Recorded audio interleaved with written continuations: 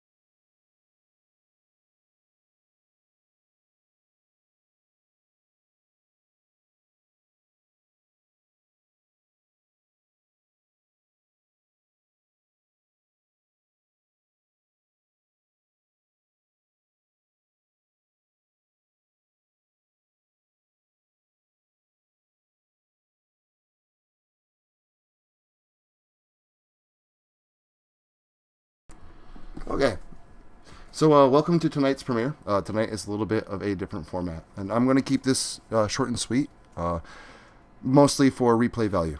So people can stop in and watch the video without a whole lot of big spiels from me. Biggest reason why I did this, I had a lot of things going on this week, and just didn't have time to narrate and make up a video.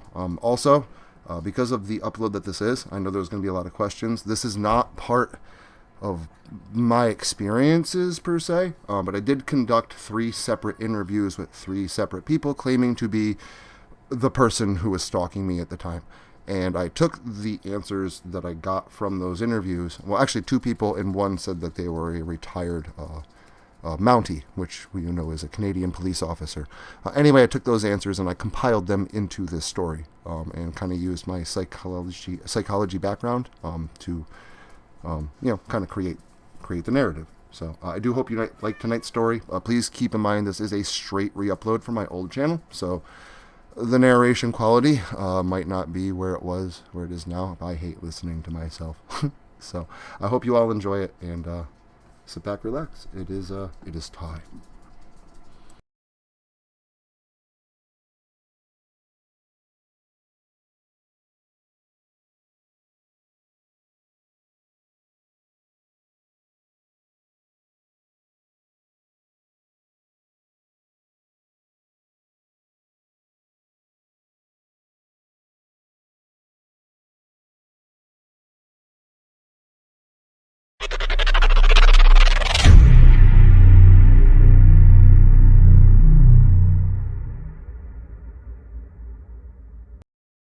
Let's begin.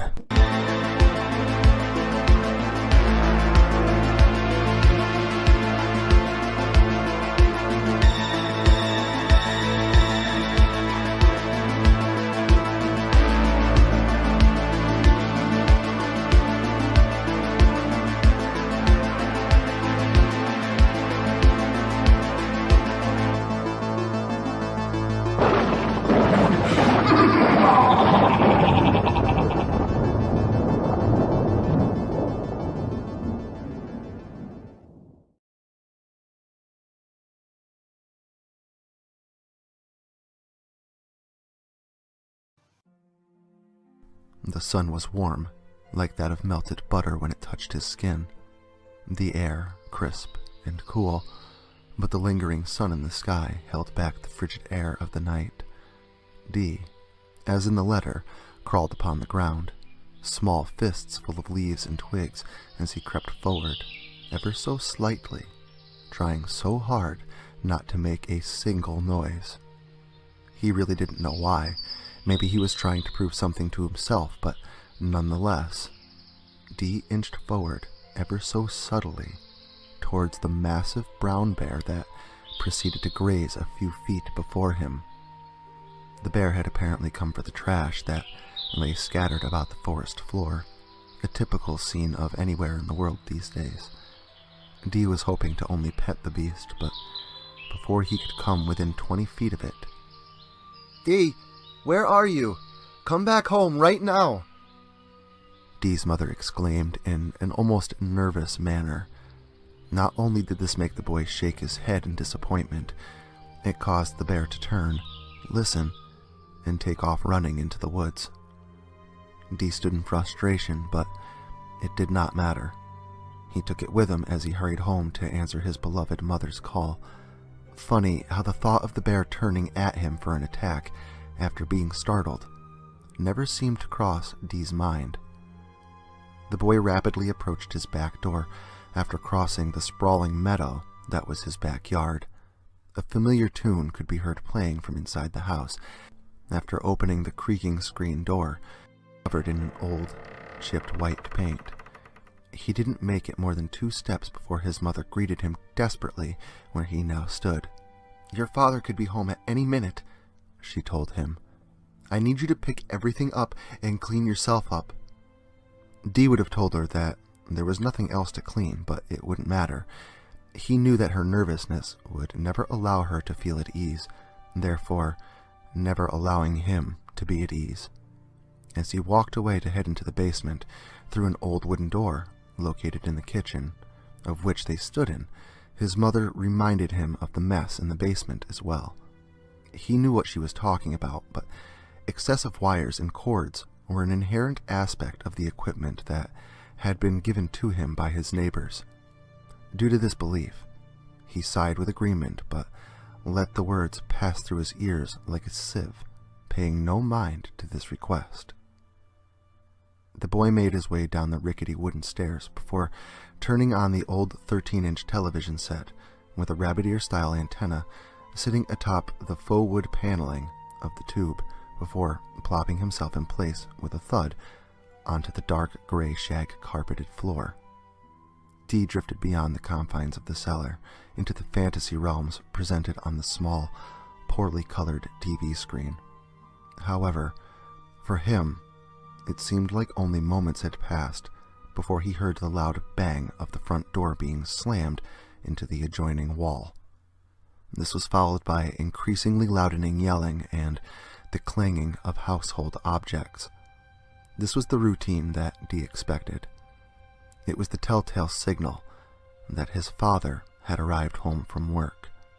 After the noise had finally come to an end, followed only by the faint clamoring of footsteps, Dee knew his father had moved from the kitchen area and into the living room, undoubtedly seated in his grimy, suede armchair. His father never liked anyone to sit in his chair, which was never really a problem, as it was littered with repulsive, foul-smelling sweat and alcohol stains.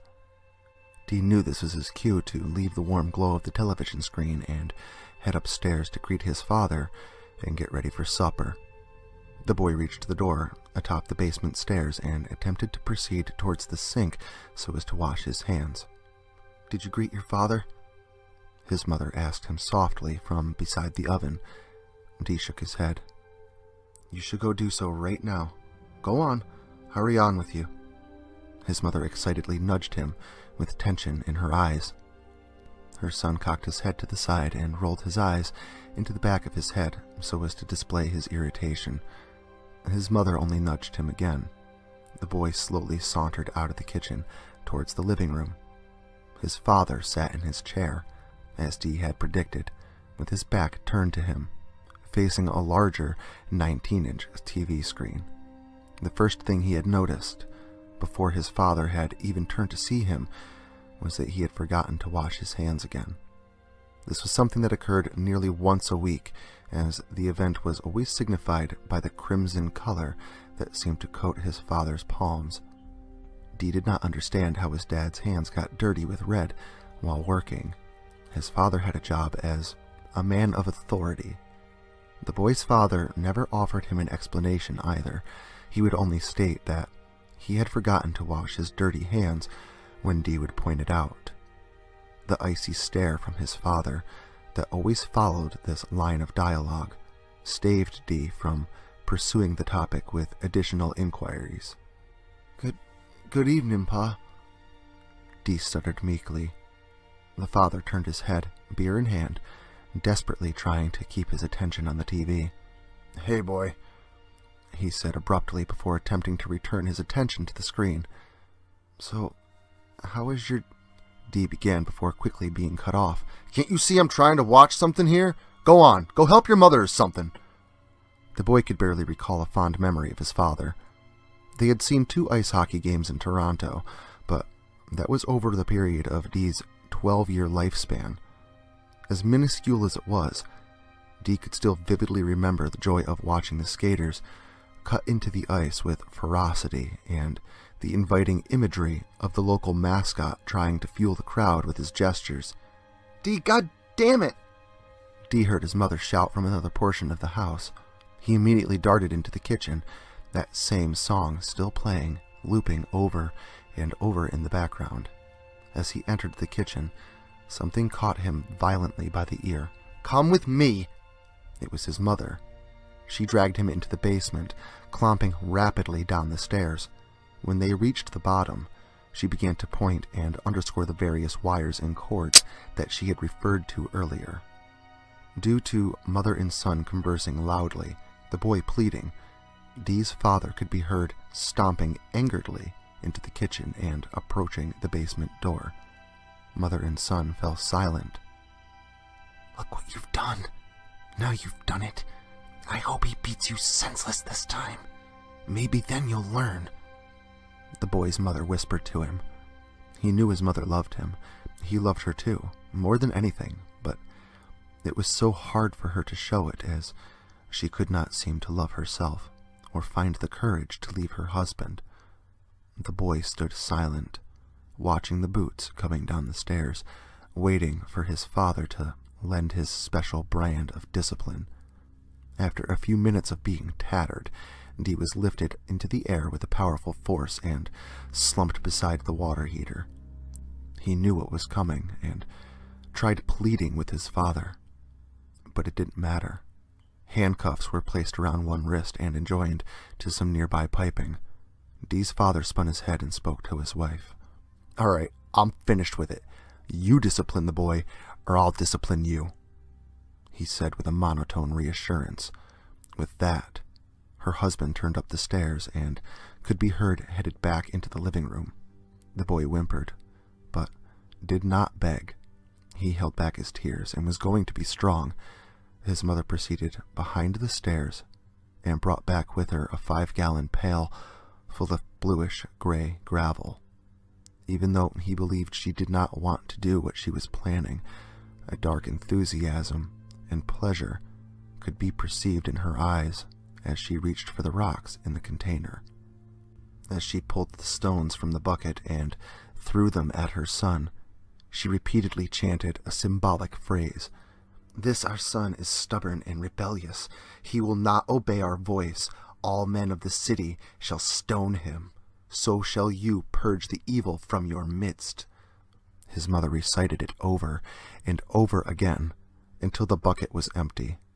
About halfway through, Dee began to sob and shriek with pain with each agonizing thud of stone meeting flesh. His strength had left him. When the ordeal was over, he was released from the pipes, but left in the basement, the door locked. The boy could hear his mother preparing plates for dinner.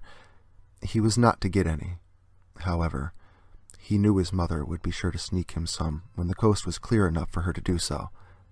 She really did truly love him. She was just very confused.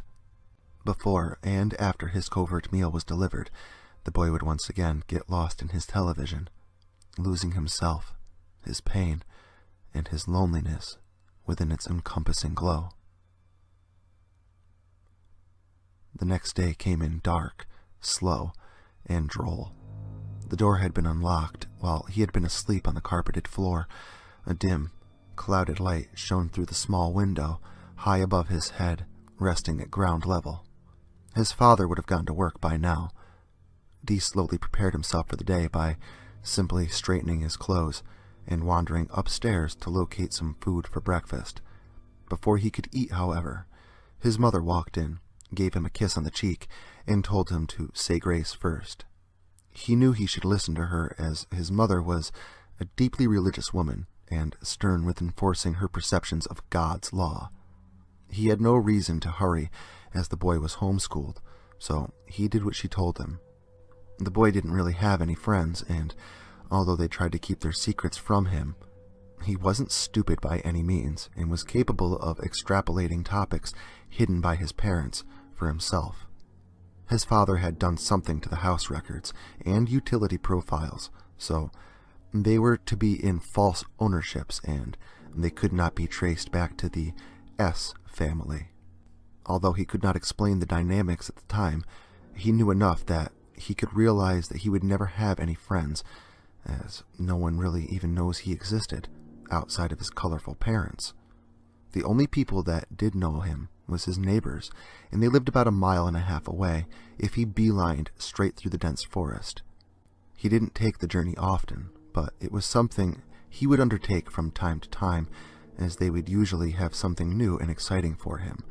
They were an odd couple, gray hair draped from their scalps, and enjoyed the twilight of their golden years owning and running a small used appliance store. They would give Dee all kinds of gifts, likely because they knew of his lonely childhood. A radio, books regarding the technology of the time. They even gave the boy an old 13-inch wood panel television set, the one boasted in the basement of his house. And, without the help of his loving mother, his father surely would have an issue with all this. So the boy's mom would help cover for her son, saying she found the things on the side of the road. "Can I go out and play?" the boy asked, after speedily finishing up a bowl of generic cereal. His mother nodded, and he hurriedly rushed out the door, never bothering to even change his clothes. Today, Dee decided to take another trip to the neighbor's home/shop. He arrived only about an hour later. "What happened to you?" the old woman asked as she opened the door for him. He proceeded to tell her that he fell down his steps going to the cellar, but he was pretty sure she didn't believe his story. After a long chat and browsing about the shop, she handed him a moderately sized cardboard box and a book. The book read, "A Manual for Personal Broadcasting." His way home would take nearly twice as long due to the encumbrance of the gifts. The boy approached the backyard of his home. His heart skipped a beat when he spied his father's vehicle in the driveway. Maybe he hadn't gone to work after all, Dee thought. Dee hid a stash of presents in a dry place near the tree line, and somberly walked through the yard toward the ominous house. As he got closer, the distinct sounds of yelling and things breaking could be heard emanating from within. Dee walked through the back door, through the kitchen, and towards the living room. "I don't understand what you mean. I've been cleaning all day," his mother could be heard pleading from within the living room. "I said fucking do something! Here, you want something to clean? Everything is clean, is it? There! Now you got a mess! Now clean it!"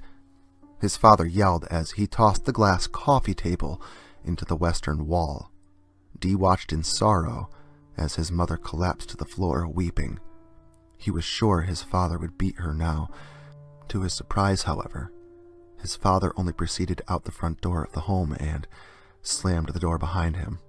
The sound of the engine of his vehicle turning over and tires being spun on a gravel substrate could be heard from where the boy stood in place. What's he doing home?" the boy asked his mother. The boy's mother jumped with a startle before turning with sorrowful eyes, leaking tears of pain, to meet her son's. "He said he quit. His co-worker quit the job today, so he quit too," she explained. "You had better go off and play, son. Might be good to avoid him for a while." He stood for a moment, motionless, watching his mother, before turning to leave through the front door.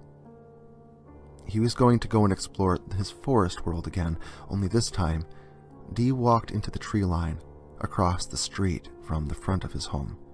He had explored this area before, but not as much, as it never seemed to yield the interesting things that the woods behind his home offered. The pleasant aspect of this portion, however, was the lack of trash scattered about the ground that could easily be found on the other side. He hadn't walked in too far, maybe a half an hour or so, before hearing the sounds of a woman's terrified screams. The screams were persistent, only seemingly ceasing long enough for whoever was making them to gather enough air before releasing another, and another, and another. He must have been getting closer, for with each step he took, the crying and shouts for help grew louder. Finally, he came upon a structure that could be viewed from about 20 feet away through the dense underbrush. It was a small wooden shack. It didn't seem to have any windows, and if there was a door, it must have been on the other side, as Dee could not yet see it. The screaming continued, now broken only by discernible pleas for mercy and release, which could easily be heard from such a short distance. Dee inched towards the structure, scanning it for a window, door, or crack through which he could peer through. He rounded the left-hand side of the shack, and as he did, his legs quivered in fear. There, only a few short feet away, surrounded by branches and resting on what looked like to be a four-wheeler trail, was his father's vehicle. More pleading, and then shrieks of intense pain shot out once again, bringing the boy back to his current situation. When he turned towards the building once more, he noticed two things. One, the small, wooden front door.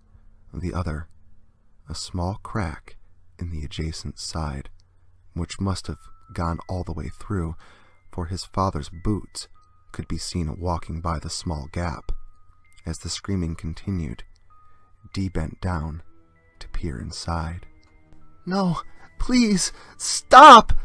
a young woman cried and pleaded.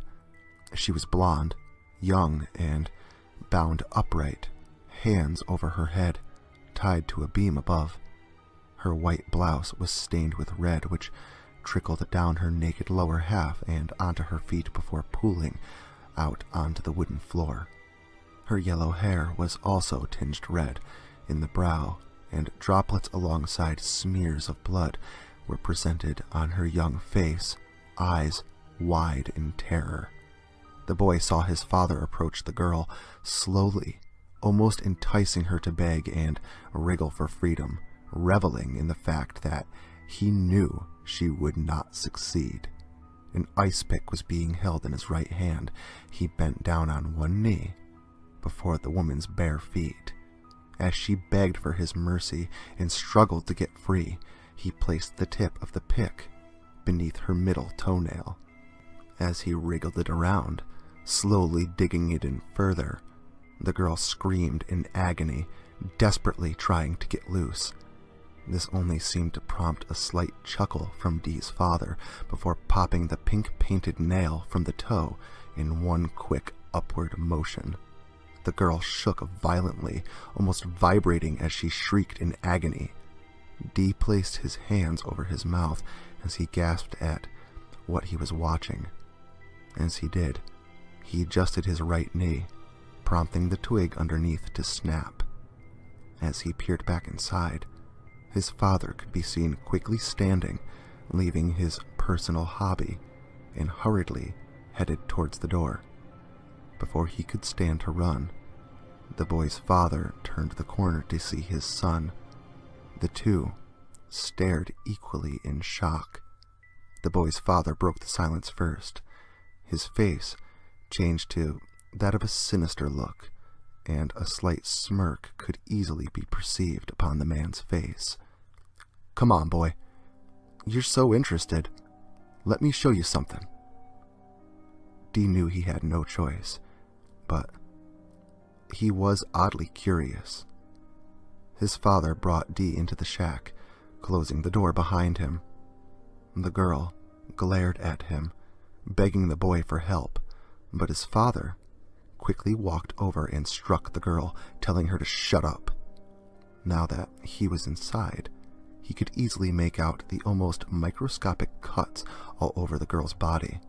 His father seemed to know what he was wondering at.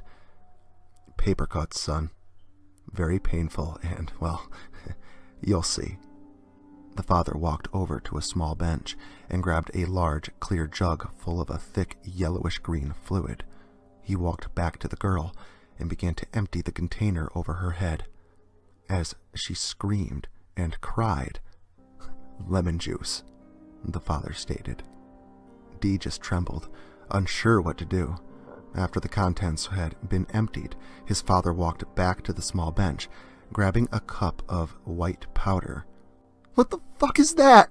the girl screamed in fear, struggling at her bonds. "Stop, please!" she muttered as Dee's father tossed the contents of the cup at her, covering her body, it sticking to her moistened flesh. "Salt," the man proclaimed. "If you juice 'em first, the salt will stick," he said with a devilish grin, glaring at the panicking girl. "Here." Dee's father placed a small, black handgun in his son's right hand. "Do it. Prove you're a man." The boy only desired to turn the gun on his father. He really didn't want to hurt this girl. He really didn't care. "Here, I won't look," his father said, turning away. With that, the boy took his opportunity and ran out the door. Just wanting to get it out of his hands, he tossed the gun into the surrounding forest and sprinted back through the woods the way he had come.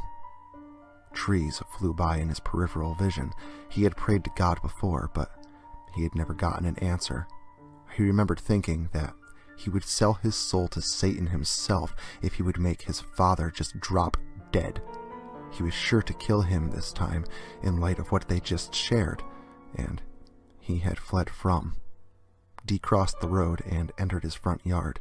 He quickly approached the house, tore through the front door, and ran into the basement, ignoring the repeating melody looping once again in the background. Smashed. The TV, the VCR, everything was smashed.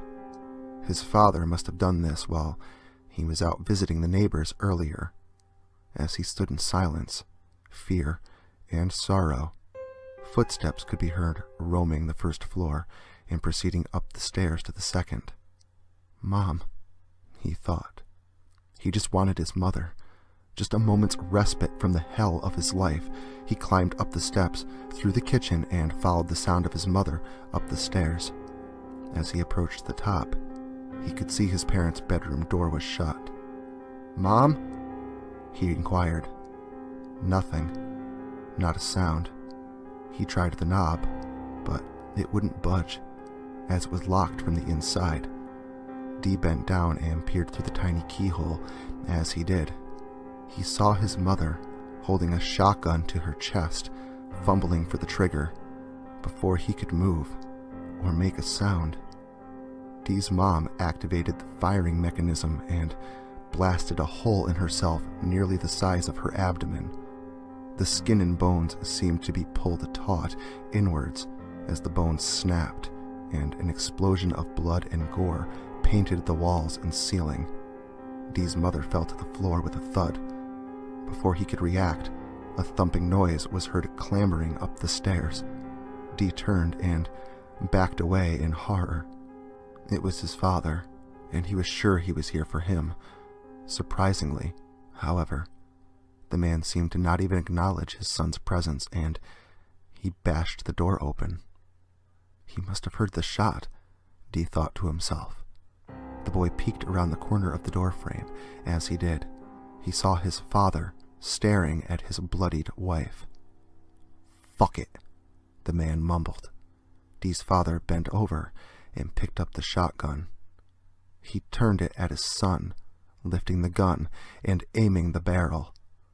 The boy closed his eyes, waiting for the inevitable. Silence. The only sound the boy could hear now was his mother's favorite song, ending in its current playthrough. The boy opened his eyes, ever so slowly. The streak on the floor and the resulting body told him what had happened in the instant he had closed his eyes. His father, positioning himself for a shot, slipped in his wife's spreading pool of blood and accidentally blew his face off upon impacting with the floor. My prayers, he thought. He did it. The angel of light answered my plea. This is more than God has ever done for me, he thought to himself as he began to clean up the mess. For a while, he would just linger. Food and water were always available and the house was paid for. No one would come by as they stayed to themselves, and no one really even knew he existed. So, with so much free time, he attempted to regain some of his lost childhood by broadcasting his ideas, similar to the way people use YouTube now. He would retrieve the box in the woods that he had hidden on that day. Broadcasting was actually quite easy. Just as the booklet explained, all he needed was a transmitter, modulator, and antenna. The first two had been in the box he carried home. The modulator allows for channel selection. He had to learn to tweak the transmitter, as too powerful a signal would cause the picture to bloom, creating a seemingly terrible video quality. He would create shows for children, and he already had an idea for a venue derived from the one and only true happy memories he had. As he got older, he would try to socialize from time to time in town, but to no avail, as this young man seemed awkward to others, prompting avoidance. Segregating himself, he thought about his childhood, his past. People are just trash, he thought. The man moved from his home, selling the house and land, taking the finances, and moving throughout various areas of Canada. One child, maybe 2 a year, would disappear, but due to his father's methods of avoiding authorities and Dee's anonymity, moving on without detection was simple. He would attract children using the venue of his programs and then sacrifice them to his lord. He would cause the lingering trash of the world much pain. It would free the children from the flesh and adulthood they were bound to, and it would give him recognition by his master. The first child was easy enough to catch, but it wasn't until after the sacrifice that he noticed the joy he felt. He finally felt as if he had some sort of self-definition. He would move to a few different towns, setting up home-produced children's channels along the way. None of them ever seemed to get noticed. That all changed eventually. Eventually, the man would move into a little town called Caledon, located within the Peel region of Canada, and purchase a decrepit home in the same manner his father had done so years before. He readied his equipment and thought up some catchy new names for the shows he would be broadcasting. In October of 1997, Caledon Local went on the air. The channel broadcast for 2 years until August of 1999. The channel stopped airing after 16 children were found brutally murdered, and the owner of Caledon Local 21 disappeared.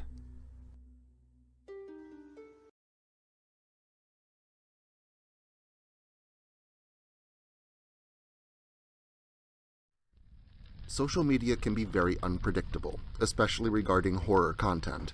If this content gets removed, all new content will be simultaneously presented on various websites provided in the description to this video.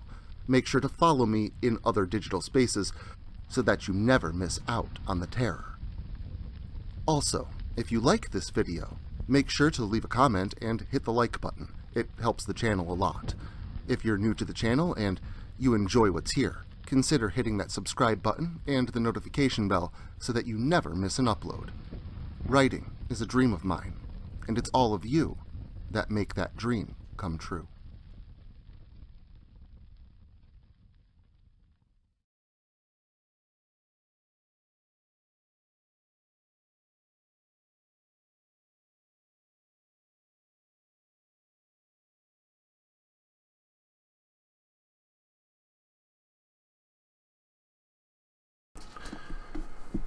So, I want to thank you all for stopping in tonight.